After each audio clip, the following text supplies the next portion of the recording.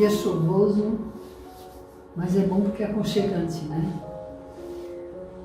Vamos iniciar a nossa palestrinha, sempre pedindo aos nossos mentores espirituais, a Deus nosso Pai, a Jesus nosso Mestre, que esteja junto conosco, direcionando a fala do palestrante, para que nós possamos beber as palavras certas e que Deus sempre nos abençoe.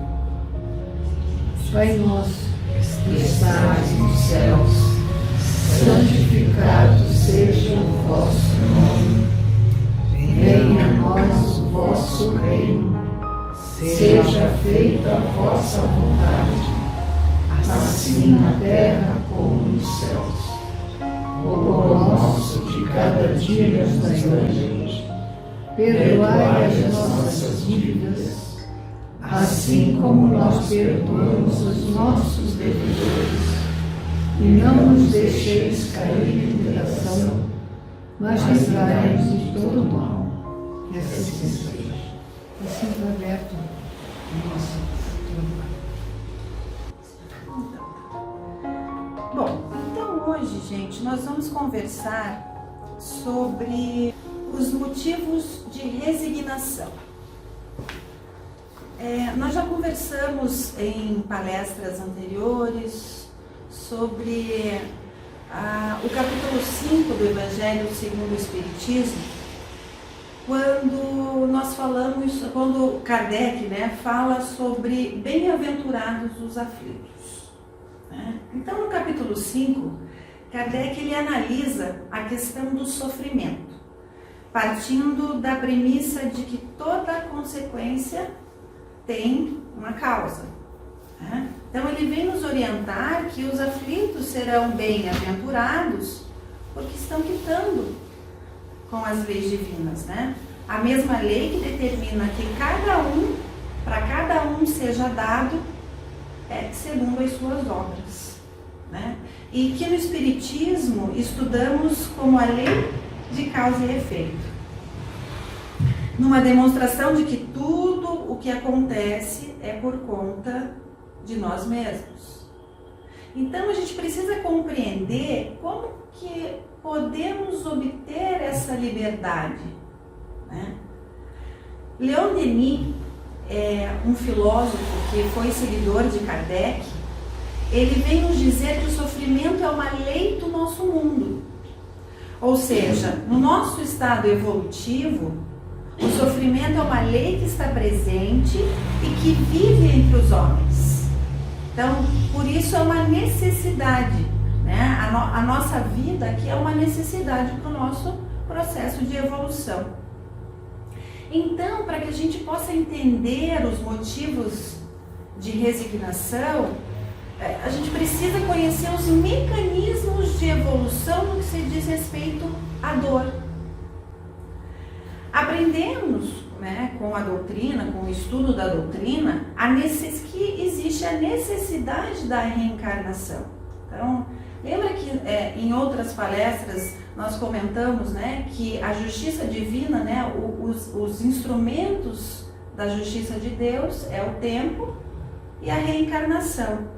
Então, a reencarnação, a necessidade de você estar encarnado, esse pacto entre alma e matéria, no sentido de nos levar a um progresso, o progresso do espírito, A entrada no mundo físico, quando nós reencarnamos por si só, já é uma causa de sofrimento, Porque há uma barreira que se impõe sobre o nosso espírito, ou seja, já começa a nossa luta, a luta do espírito. Então a gente precisa ampliar esse entendimento sobre a nossa experiência na vida terrena. Quando o sofrimento ele é bem aceito, no caso de haver dívidas, ou desta ou de outras vidas, ele irá trazer para a alma experiência e sabedoria, que vai levar o espírito a esse processo de evolução. Então, a grande compensação que existe para o espírito, né, para a alma, é o progresso. Essa é a nossa compensação, né? A luta gera essa elevação, né? Se ficássemos na ociosidade, por exemplo, nós não nos moveríamos espiritualmente. Não haveria processo nem de evolução moral e nem de evolução intelectual. E se não há evolução da sociedade, do espírito, não há evolução no planeta, né? Até porque, segundo Kardec, é o espírito que age sobre a matéria. Então, é a sociedade, é o espírito que precisa evoluir moralmente e intelectualmente. Quando a doutrina ela nos coloca essa compreensão, né, a gente consegue ter um pouco mais de aceitação dessa dor, desse sofrimento, né? Kardec ele nos diz que a alma se sente mais livre, né, e tranquila para seguir o seu caminho, para seguir a sua luta. Então, nós iremos refletir hoje, nessa palestra, sobre a possibilidade de suavizar a dor ou o sofrimento ou agravar esse fardo, né? Jesus, no Evangelho de Mateus, no capítulo 28, ele diz: vinde a mim todos os que estáis cansados e oprimidos, e eu vos aliviarei. Tomai sobre vós o meu jugo e aprendei de mim, que sou manso e humilde de coração, e encontrareis descanso para a vossa alma, porque o meu jugo é suave e o meu fardo é leve. Jesus vem nos dizer que nós podemos suavizar o nosso fardo ou agravá-lo, né? Nos mostrando que é através dos ensinamentos dele que esse fardo ele pode ser mais suave, né? Kardec ele mostra no capítulo 5 que essa relação de suavizar ou agravar a nossa falta, ela tem muito a ver com a nossa visão de mundo, né? De como nós encaramos a vida na Terra, né? Se nós verificarmos a vida na Terra de forma única, por exemplo, né? A unicidade da existência, uma única vida, sem nos importar com o futuro, não nos importamos com a vida futura, como seriam os nossos sofrimentos, né? Insuportáveis, né? A gente não vê saída para isso. E nós não perceberíamos um fim para essa dor. Ou seja, a dor ela fica desesperadora. A passo que a doutrina espírita, ela vem trazer outra visão, né? Uma visão mais precisa do futuro, né? De que a vida aqui na Terra ela é passageira, né? A gente fala isso, né? Meu reino não é deste mundo, né? Jesus fala para nós. Então, se essa vida é passageira, então a dor também será, né? Quando a gente entende que a dor é como uma iniciação, é como se fosse um prelúdio, né? Se bem suportada, para dias melhores. Então a calma e a resignação, né? O saber sofrer, irá nos dar uma vida mais saudável e mais equilibrada. Esta aceitação, ela não é passividade. É uma aceitação que vem do conhecimento. Então, o Espiritismo ele vem nos auxiliar, nos mostrando qual é a função da dor na nossa vida integral. Quando a gente fala vida integral, a gente tem que pensar no espírito e na matéria, né? Aquele que recebe esse conhecimento, ele consegue enxergar a vida de um ponto de vista que vem do passado, tangenciando o presente e se projetando para o futuro. Então eu entendo que eu tenho uma vida anterior que pode estar me causando essa consequência, mas eu tenho que pensar nas consequências futuras, né? E o importante é pensarmos que todos nós estamos destinados à felicidade. Ninguém vai sorrir para sempre, né?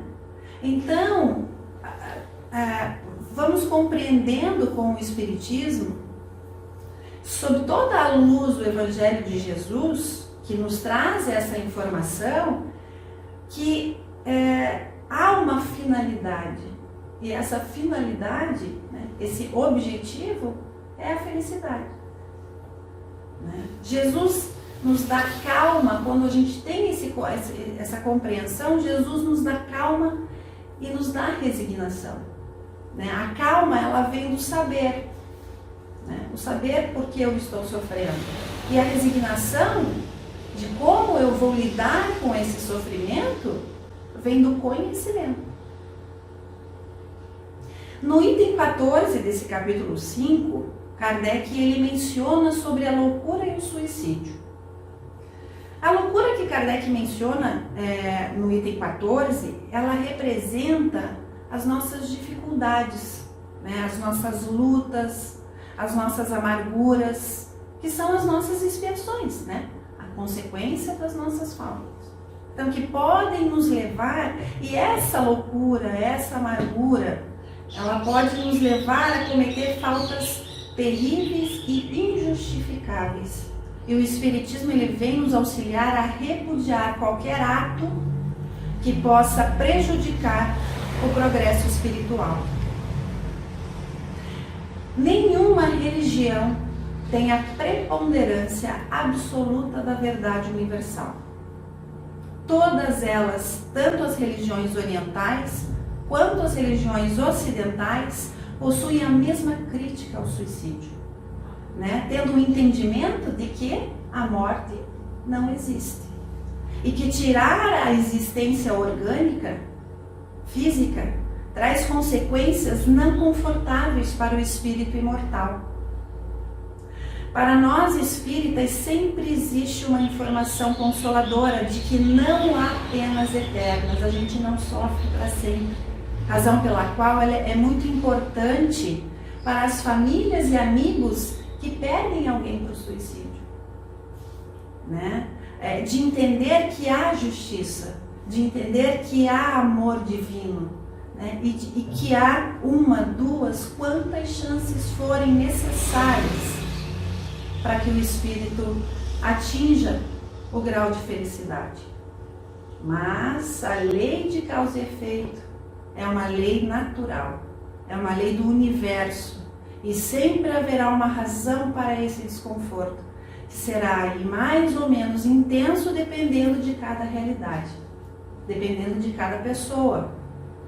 O relógio do tempo passa a andar mais devagar quando existe sofrimento. Então, entretanto, se há vida após a morte, eu entendo que algo traz outras possibilidades, que existe outras possibilidades de leitura para o problema do suicídio. No capítulo 7 do livro Céu e Inferno, Kardec coloca da seguinte maneira: em regra, o homem não tem direito de se dispor à vida. Por isso que a vida lhe foi dada visando deveres a cumprir na terra. Razão pela qual não a abreviar voluntariamente, sob pretexto algum. Mas o homem, visto que tem o livre-arbítrio, ninguém impede a infração dessa lei, que estão sujeitas a dolorosas consequências. Então, não está no plano reencarnatório, no planejamento reencarnatório de ninguém assinalar o próprio extermínio. E isto traz consequências, porque a vida, ela tem um propósito. Cada um aqui tem um propósito, tem um objetivo de evolução. Não viemos ao mundo sem que haja um sentido, né? Estamos realizando um importante passo na caminhada evolutiva. E aí, compreendendo que a dor e o sofrimento não são contra nós, né? E sim um convite à evolução, ou seja, eu ressignifico a dor, né? Ressignificar a dor e o sofrimento não como punição, né? Não como castigo ou como abandono de Deus, mas como desafios evolutivos. Então estamos aqui para aprender que a dor e o sofrimento também possuem um entendimento didático e pedagógico, né? Esta é a cosmovisão espírita, né? Entretanto, o livre-arbítrio, ele é soberano, né? Se a pessoa escolhe a morte, existirão consequências que muitas vezes a própria pessoa vai desconhecer. E a doutrina ela explica a realidade do suicida no plano espiritual, reforçando a coragem e a perseverança de que viver é a melhor opção e que antecipar o retorno ao mundo espiritual não ajudará em nada, não haverá alívio e nem diminuição da dor.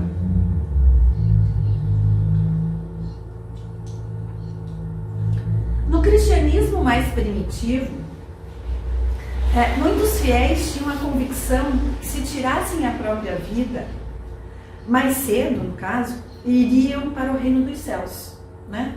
Pelo fato do Evangelho apresentar que o reino de Deus que o reino de Deus é para as pessoas boas, para as pessoas justas. Então as pessoas elas queriam pular a etapa, já que eu sou boa e sou justa, não vou ficar aqui. Então eu já me mato antes e vou direto para o reino dos céus. Um equívoco, né? Mas Santo Agostinho, que foi o primeiro teólogo cristão, e ele é o primeiro teólogo cristão a colocar um ponto final nessa maneira de ver a vida, dizendo que a mensagem do Cristo não valida o suicídio, bem pelo contrário, né? Enaltece a oportunidade da existência dentro de uma perspectiva de coisas certas, para que possamos ter um futuro melhor no plano espiritual, falando de novo da vida futura. Então, nessa visão da doutrina espírita, nós temos um período de planejamento que antecede a encarnação, né? E esse planejamento, ele tem um tempo para acontecer. Então, para que se resolva todas as tarefas em uma existência, na existência que vai ser, que o espírito vai encarnar, né? Resolver tarefas e pendências que foram programadas para executar nessa vida. Então se estabelece um período de vida. E essa calibragem do tempo e da vida, ela é compatível com um fluido que se chama fluido vital. Ele é um estoque de energia que anima o nosso corpo físico, né?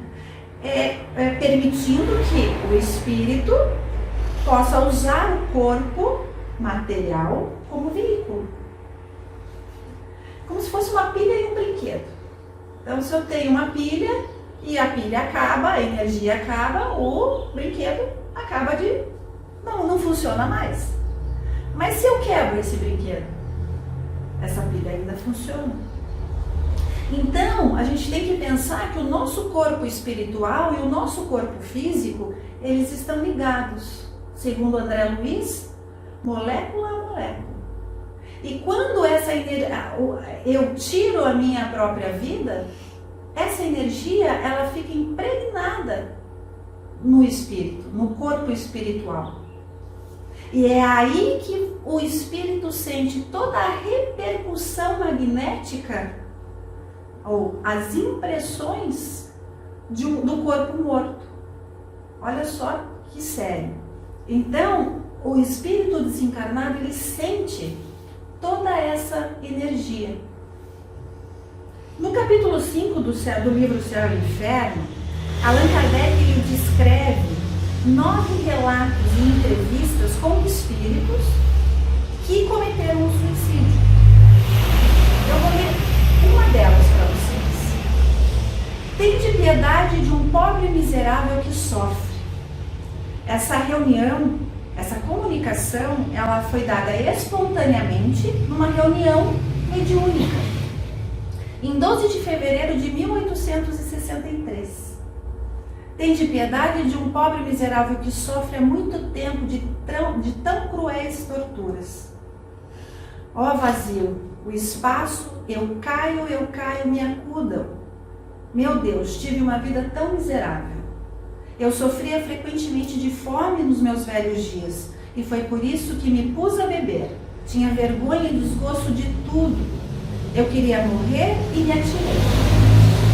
Oh meu Deus, que momento! Por que desejei que acabasse quando a vida já estava tão próxima do fim? Orai para que eu não veja mais este vazio abaixo de mim. Vou quebrar-me nas pedras. Falo isso a vocês que têm o conhecimento das misérias daqueles que não estão mais neste mundo. Dirijo-me a vocês, embora não me conheçam, mas é porque eu sofro muito. Se querem provas, está aí o meu sofrimento. O nome dele era François Simon Louvet. Aí o guia do médium, ele explica aos presentes na reunião que aquele espírito sofredor era um pobre infeliz que tinha uma prova de miséria na terra, mas o desgosto não deixou ele concluir a prova.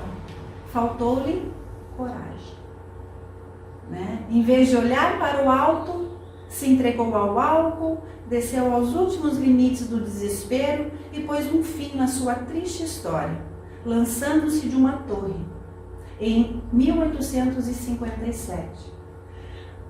Quando ele vem e fala sobre o suicídio, são 6 anos depois. Então, a conclusão é que ele ficou...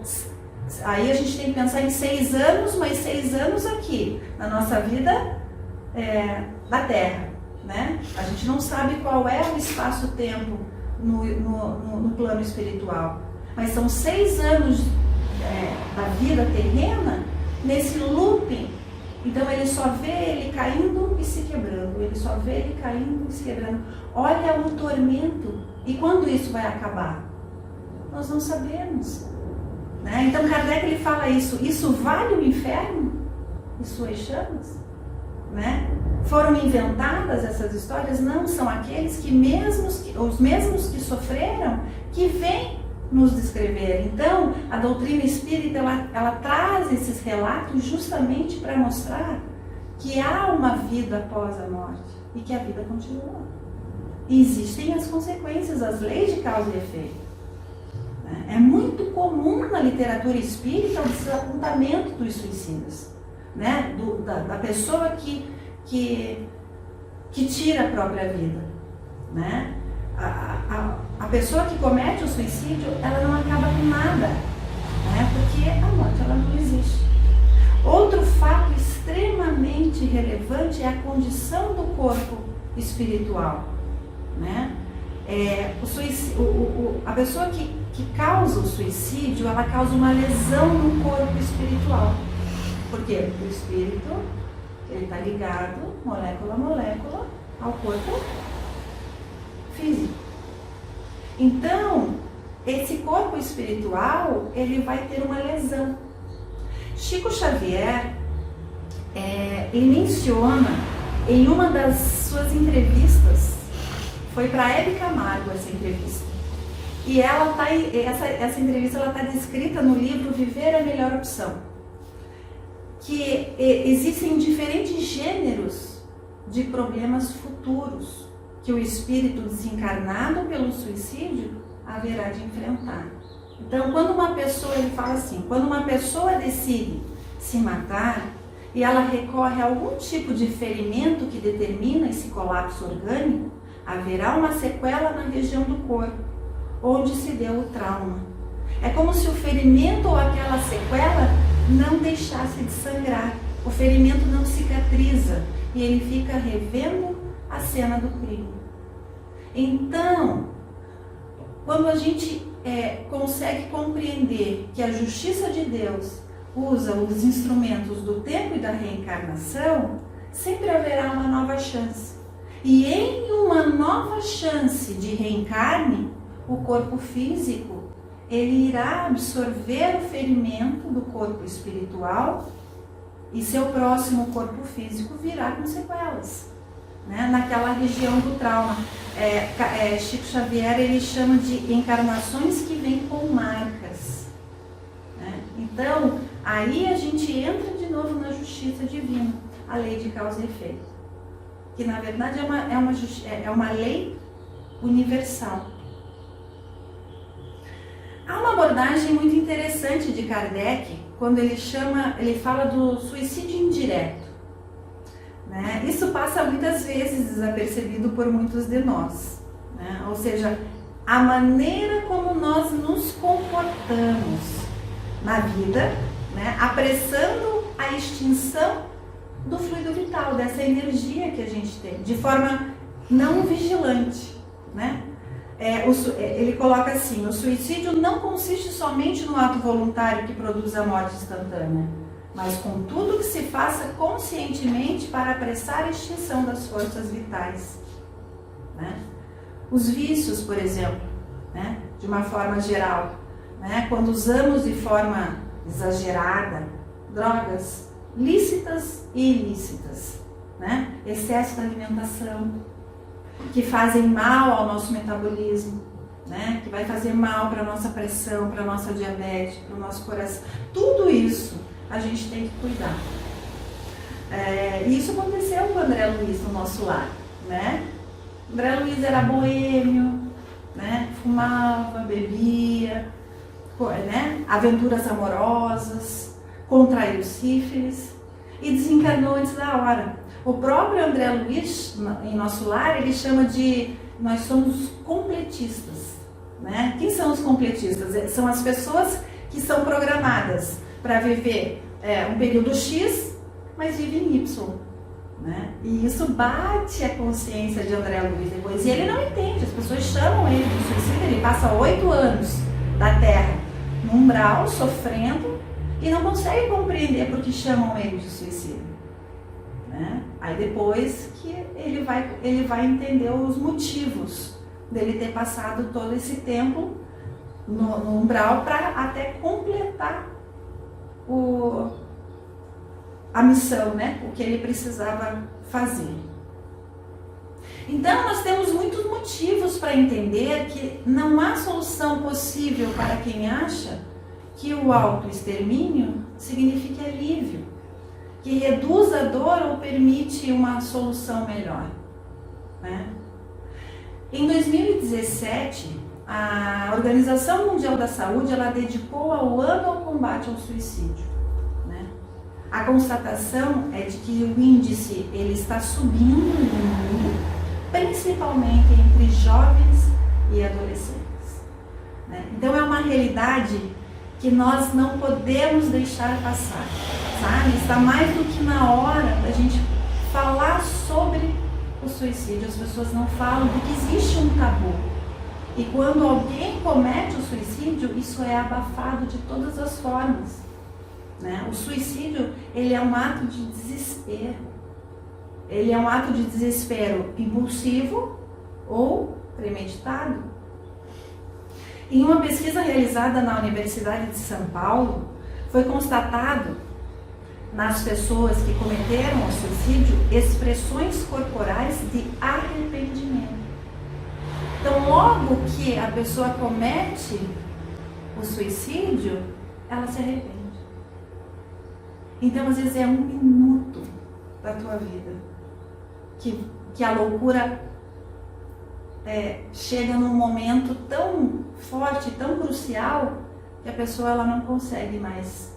Porque não é protesto, sabe? Não, é desespero. Não existe o suicídio não existe nenhuma manifestação social, política, ideológica. Muitas vezes a pessoa quer viver, mas ela não consegue mais, porque ela não aguenta mais sofrer. Né? Infelizmente, hoje nós vivemos em uma sociedade que a depressão ela é off, né? Afinal, as pessoas elas precisam estar sempre felizes e belas nas redes sociais, né? Você olha, tá todo mundo alegre e feliz, como se fosse uma obrigação, né? Mais uma obrigação do ser humano contemporâneo, né? Estar sempre rindo e feliz. Outro ponto de vista muito importante é falar sobre a tristeza. Né? A tristeza ela não é a depressão, às vezes a gente fica triste mesmo, isso faz parte do nosso ciclo, né, da vida. A tristeza é aquele momento em que eu me recolho, que eu reflito, que eu faço a minha análise, do que é fundamental e do que é essencial. Já a depressão não, a depressão é quando isso se torna patológico, quando a pessoa não vê mais saída para o problema, né? Por isso temos que ter complacência, compaixão com as pessoas e deixá-las terem sim um momento de tristeza.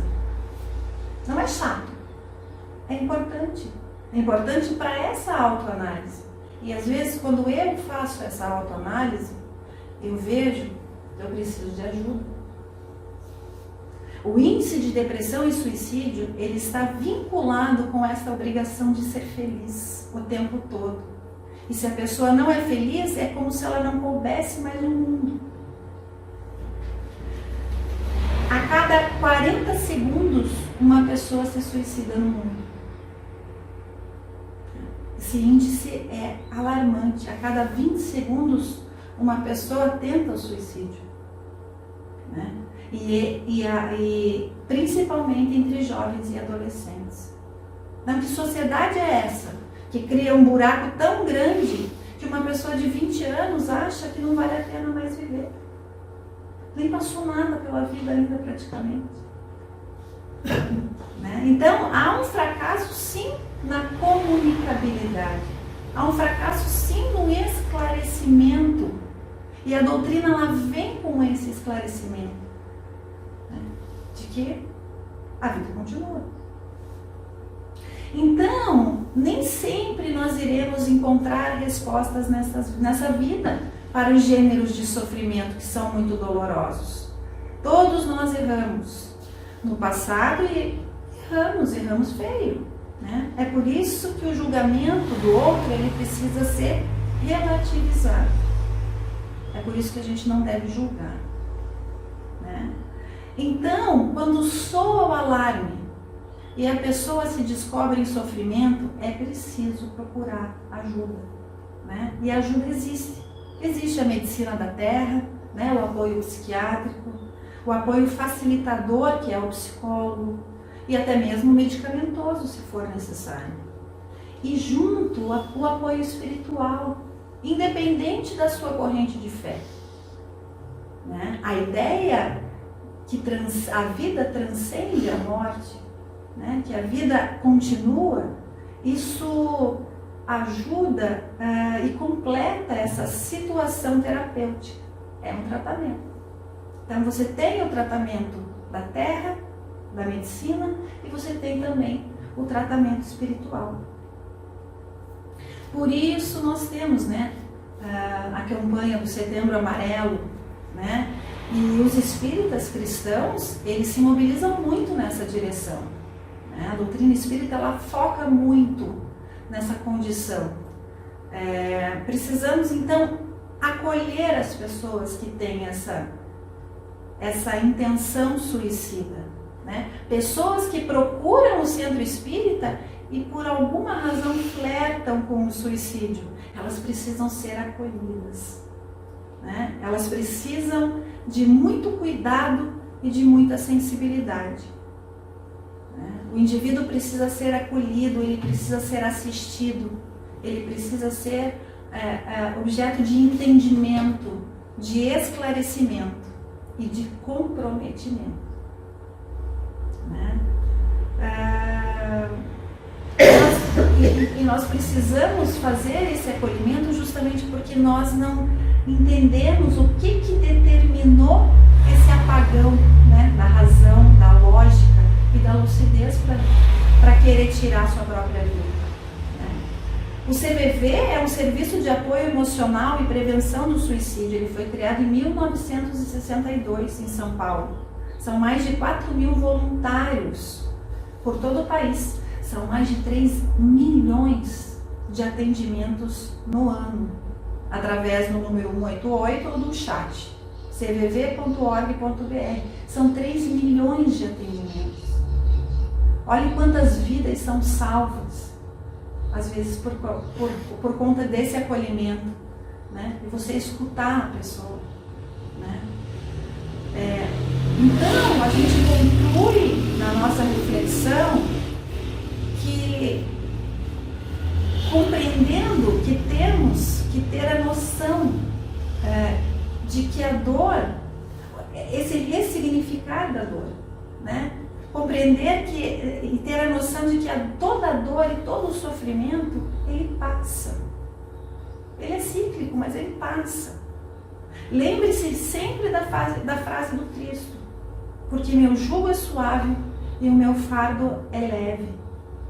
Mesmo que não tenhamos forças para irmos sozinhos, para suportar o fardo, ele se torna leve quando lembramos de que o outro pode nos ajudar.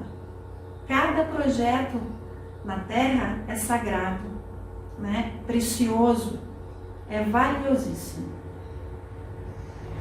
Existe uma passagem no livro Suicídio e Suas Consequências, psicografado por Chico Xavier, ditado pelo Espírito Maria Dolores. Maria Madalena pergunta a Jesus: Senhor, onde estiveste? Quando ela encontra ele no terceiro dia. Aí Jesus diz: Maria, não fui ao alto, nem me elevei sequer a um palmo à luz do firmamento. Quem ama não consegue achar o céu de um salto. Ao invés de subir aos altos resplendores, desci, mas desci muito aos reinos inferiores, porque despertando do túmulo, escutei os gritos de aflição de alguém que muito amei e que muito amo ainda. Embora visse além a luz sempre mais linda, eu sentia neste alguém um amado companheiro em crises de tristeza e de loucura. Fui à sombra abismal para a grande procura, e ao reencontrar este amigo amargurado e louco, a ponto de não mais me reconhecer, demorei-me a afagá-lo, e pouco a pouco consegui que, enfim, ele pudesse adormecer. Quem é esse seu amigo que lhe fez descer antes de procurar a luz do Pai? Maria, um amigo nunca esquece a dor do amigo que cai. Antes de me altear a celeste alegria ao sol do mesmo amor de que te elevas, me vali depois da cruz das grandes horas mudas e desci para as trevas, a fim de aliviar a imensa dor de Judas. Então, meus irmãos, a providência divina jamais nos abandona. Cabe-nos, no momento de perda de nossas forças, procurarmos ajuda e nos refugiarmos naquela fagulha de fé para iluminar tudo o que está à volta. Viver é e sempre será a melhor opção. Fé, força e coragem. Eu acho que era isso que eu queria falar para vocês a respeito da dor, de ressignificar o sofrimento, de ressignificar a dor e continuarmos na luta. É isso aí.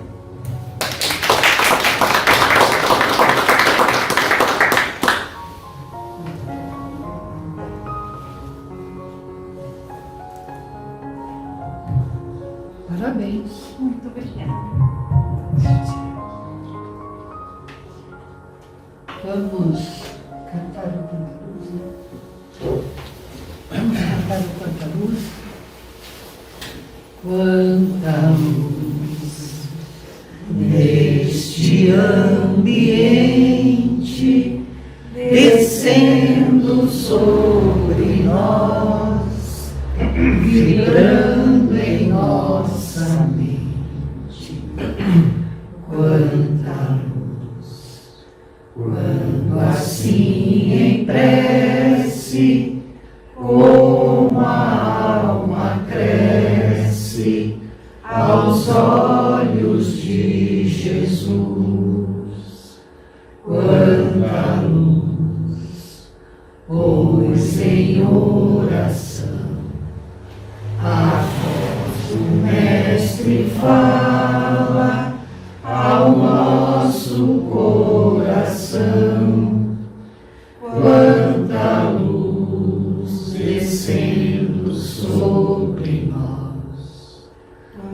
Quanta luz, quanta luz. Que possamos levar essa luz para casa, dentro do nosso coração, para abraçar os nossos queridos, os nossos filhos, pais, que todos sejam abençoados com essa luz divina. Vamos fluidificar estas águas aqui presentes, pedindo a Deus Pai que elas se tornem o remédio para o corpo e a alma de quem delas se servir. Também pedimos, Pai, pelos aqueles nomes que estão dentro do nosso coração, aqueles que foram colocados no livro de oração, que todos sejam agraciados por teu grande e divino amor.